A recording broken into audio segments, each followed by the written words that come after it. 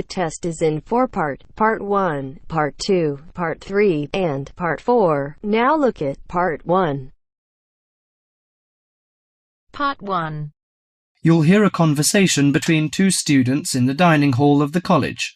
First, you have some time to read questions 1 to 4.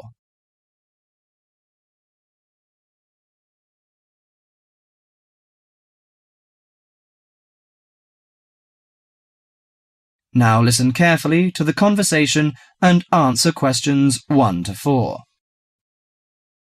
Hi Max, how are you? Hi Melanie, I'm fine.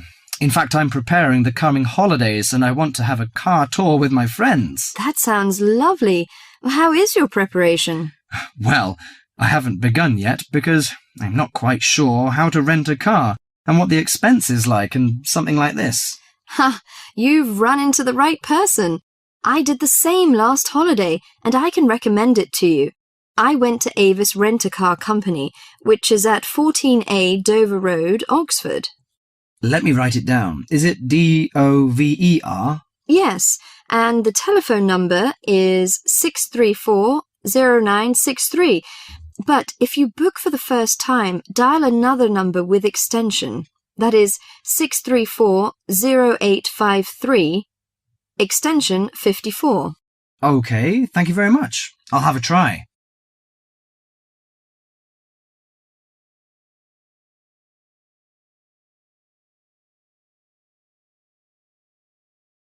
Before you hear the rest of the conversation, you have some time to read questions 5 to 10.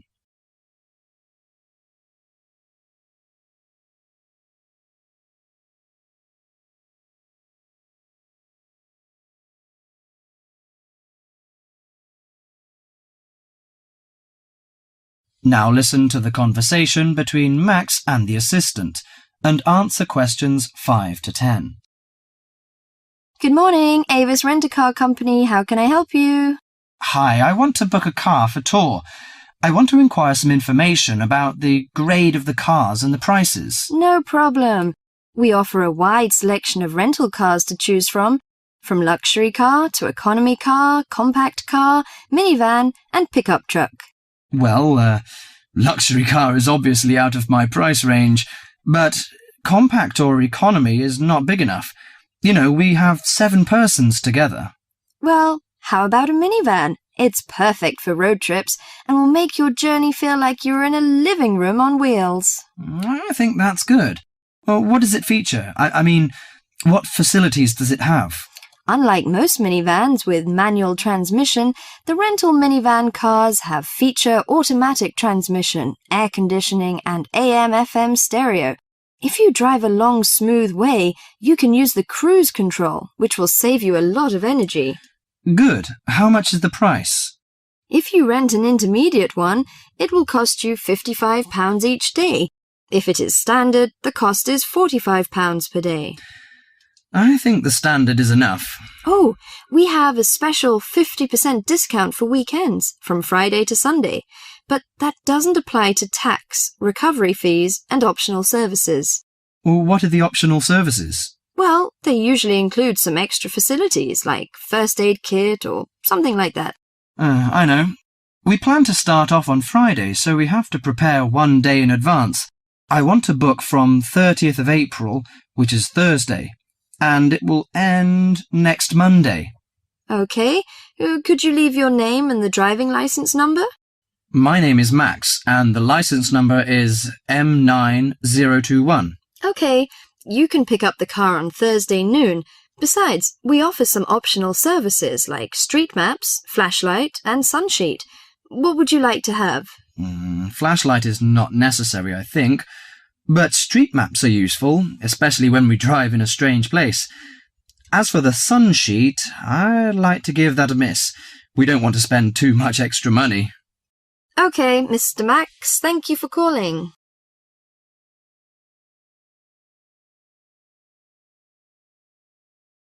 That is the end of Part 1. You now have half a minute to check your answers.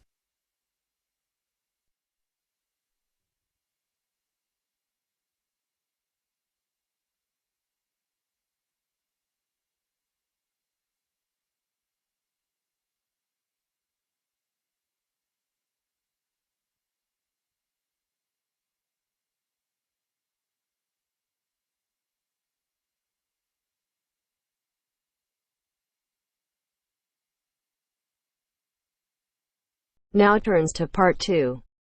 Part 2.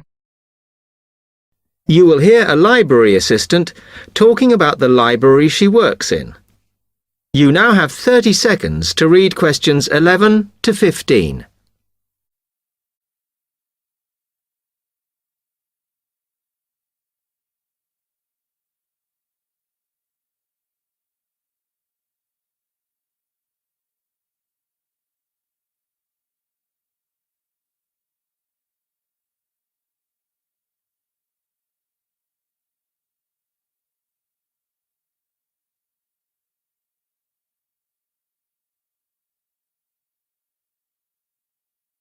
Hi, can I help you? Yes. I wanted to join the library. Okay. First of all, let me show you round the library and explain a few things for you. Okay, now we're here at the main entrance. You can see the reception, which is where you bring back and take out books. And also, we can order books and answer your questions there. Next to the reception, where you can see those old desks, is where we keep the magazines, because you can sit down and read there. They're divided into sections for sciences, geography, arts, etc. Then, at the back of the library, you can see the section for old books. Next to that is where the books proper start. That used to be the science section, but now on those shelves you'll find the art section. We had a big reorganisation in the summer, which I think has made it clearer. The numbering is standard, so you should be able to find what you want quite easily. However, if you can't find something, it probably means it's been borrowed. Okay, then in the corner next to the reference section is where we thought it was quietest and away from the phones and printers and things, so we've put the study desks there. They all have computer access if you need it for your laptop. We do ask that you don't just read magazines there, though. Okay, then there's the reference section, where you can look up the files. Then, as we come back to the main entrance, is the next section, where we used to have the languages. It got very busy and noisy, so when we moved everything round, we decided to put the law books here. Also, because it's a smaller section, it fits quite well here. Okay then, we're back at the main entrance.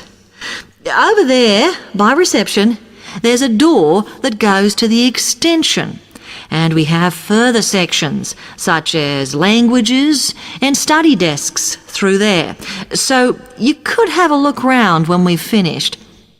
Then, just between reception and the door here, is where we decided to put the computers. But the computer magazines are in the magazine section, as we found too many went missing here. Okay, is that everything?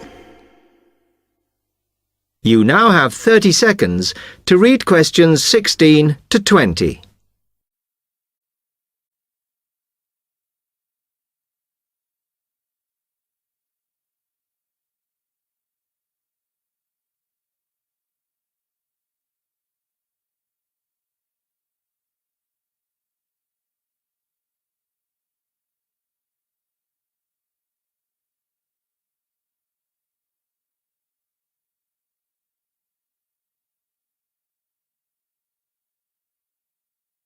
That's great, thanks. Can you just tell me a bit about borrowing and the rules and whatever? Of course. Over the last 2 months, we've been introducing a new system for this, and you can now take books out for 6 weeks. That's generally enough for most people. We usually get books back within 30 days. Of course, you may decide to renew the period. You used to have to come in to get the book stamped because we don't like doing it over the phone, as there's no record of it. But now you can do all that via email. If you do forget to renew, then we do make a charge, I'm afraid. That helps our costs, of course, but we do insist on it. The good news is that there is only one charge. I know some libraries charge £1 for 1 week and then it goes up with each week it's late. We ask for £1.50 as we think that's high enough to stop people being overdue. The other thing you may want to know is what you do about books that are not on the shelves. We do have a system for reserving them.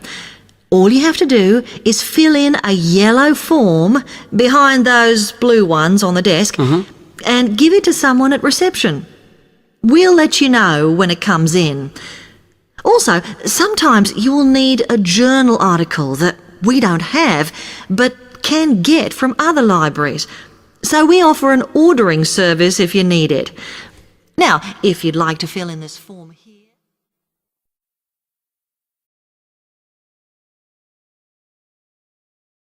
That is the end of part 2. You now have half a minute to check your answers.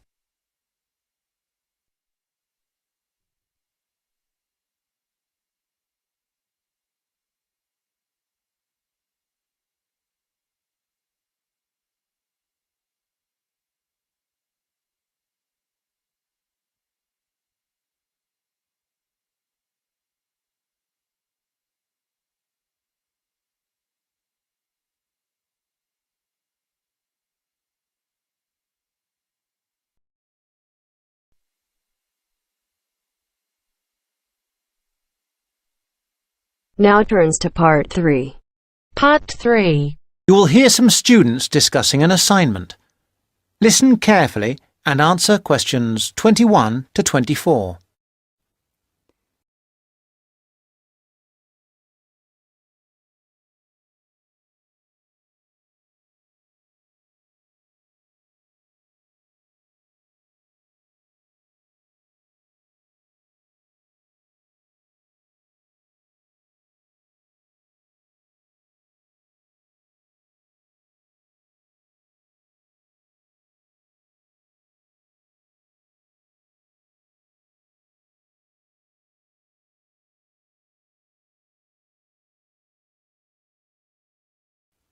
Well, Fiona, we certainly have a lot of work to do this weekend. I wish now I hadn't spent so much time on my other assignment. Don't say that. You did really well. 80%. Yes, but this is different.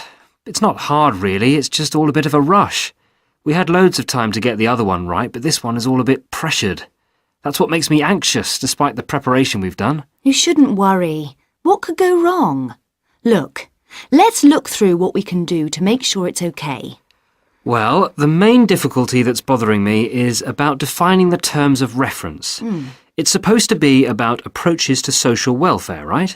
Yes, but we're not expected to give a survey of what that means. That's not the point.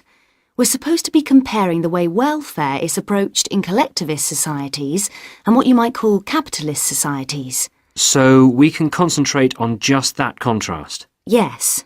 The other thing that bothers me is that I'm not really committed to either view.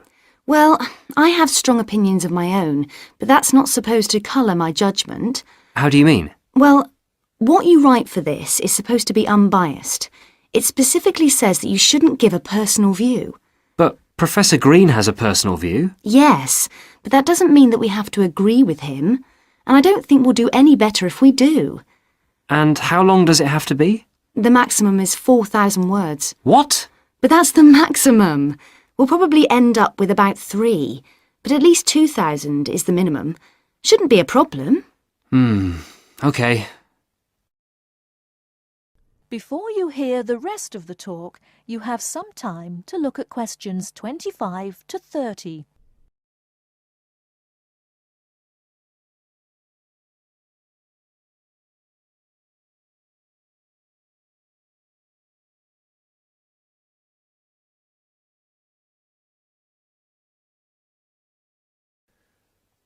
Now answer questions 25 to 30.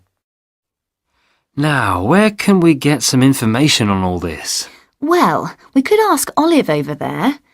Olive, You did this assignment last year, didn't you? Not this one exactly, but something similar. The most important thing is to get Professor Green's lectures on the welfare state. Is he good? Oh, very good. Didn't you know he was lecturing? No idea. Well, he is. He's at the Beckett building on Tuesdays. I think he's starting this week, so you'll be able to get the series of 6. He deals with the underlying philosophy as well as the economics of it all. It's at 10 a.m. I'd go myself, except that I have too much to do. And what about reading? I've got the reading list here. As usual, it has far more titles and references than we can possibly read in the time. I haven't even got a reading list. Where did you get that from, Mike? I got it at the welcome lecture. Oh, I wish I'd gone to that now. What you need above all is his own book called Welfare Economics. All the department know it and follow his approach. Oh, right. Good idea. Perhaps we don't need to go to the lecture if we have his book. No, I really do advise you to go to his lectures as well. Well, what was the full title of his book? If I remember rightly, it's called simply Welfare Economics by Mike Green. I've got it. Welfare Economics, Glenfield University Press, 2006. Great. Let me just write that down. Anything else you recommend? There's Edward Jones's book, Growing Old in Britain. That's essential reading, but you have to be careful because it's a popular book by a journalist. Well, if it's popular, maybe we'll like it. Who publishes that? That's published by Rutland University Press in 2005. Well, that's very useful. I think it's Professor Green for us next. Right. That is the end of part 3. You now have half a minute to check your answers.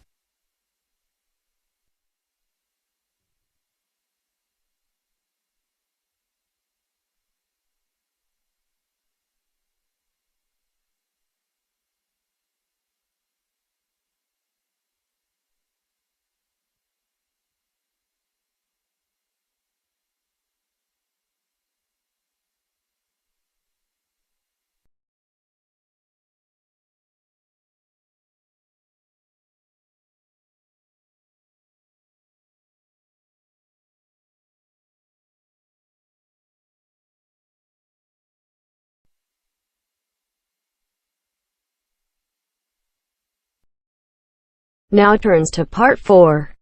Part 4. You will hear a talk about the pitfalls and pleasures of being a postgraduate student. Look at questions 32 to 37.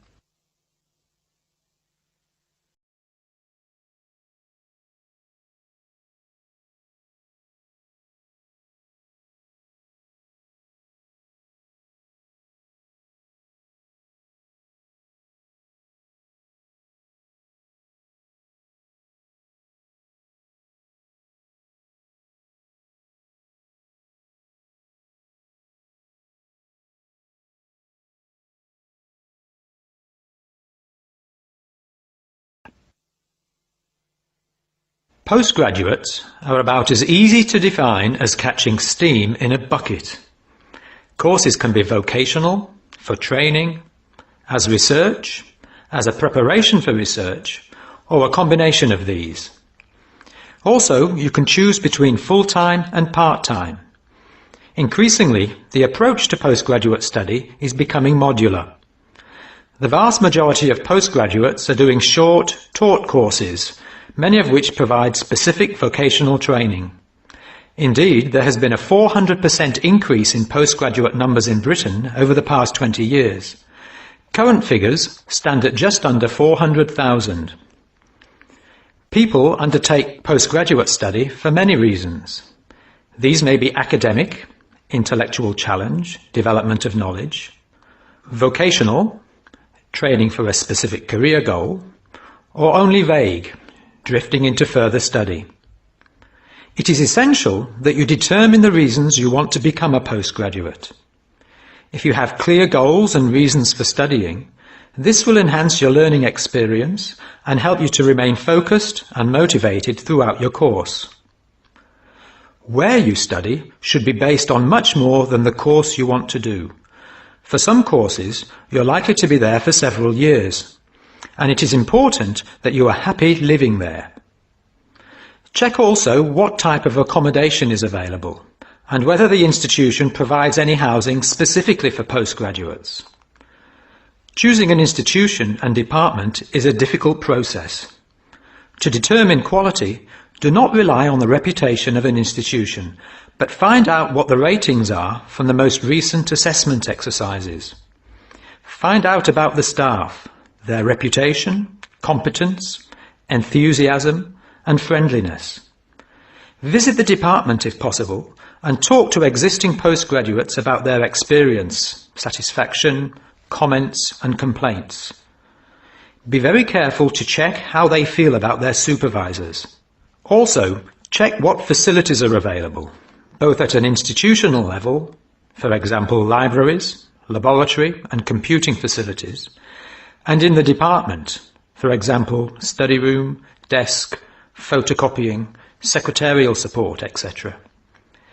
Everyone will have their own priorities here. I am always anxious to check the computer support available and regard it as slightly more important than library access. Your working environment and the support available to you plays an essential part in making your work as a postgraduate a positive experience. Life as a postgraduate can be very different to your other experiences of education. Things that can distinguish your experience are the level of study, independence of working, intensity of the course, the demands on your time, and often the fact that you're older than the majority of students. These factors can contribute to making you feel isolated. However, there are several ways you can make sure that this is either short-lived or does not happen at all.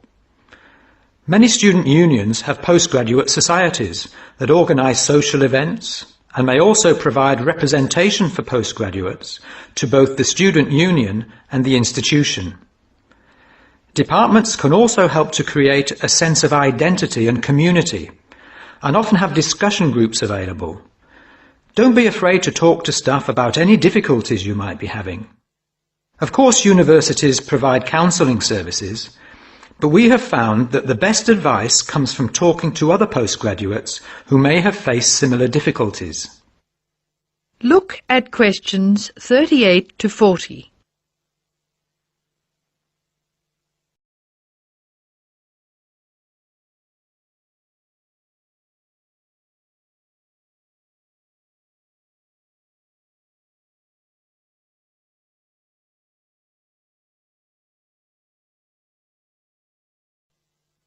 Financial planning is essential, since the government excludes postgraduates from student loans, and it can be difficult to maintain your student status with banks. This has implications for free banking and overdraft facilities. Do not underestimate your living costs, including food, accommodation and travel. And be careful not to budget for everything except a social life. Funding a course is one of the most challenging things people face when considering postgraduate study. Most postgraduate students finance themselves. They pay often very large fees to the institution and receive no maintenance income to support their study. Make sure you know exactly what your costs will be. Institutions often hide extra fees, like laboratory costs, behind the headline fee rate advertised. Funding can come from various sources: research councils, charities, trust funds, institutional scholarships, local education authorities, and professional bodies and organisations all offer various levels of funding. As I said before, the government excludes postgraduates from student loans, so it is essential you look to other sources. Career development loans are available from high street banks. The best advice on funding is to be proactive, persistent and patient. The postgraduate community in Britain is multinational, has a wide range of experience of life and work, and an exciting mix of goals, both career and academic. Being a postgraduate student should be a productive and fulfilling thing to do, and you will become part of a diverse and motivated social group. That is the end of part 4. You now have half a minute to check your answers.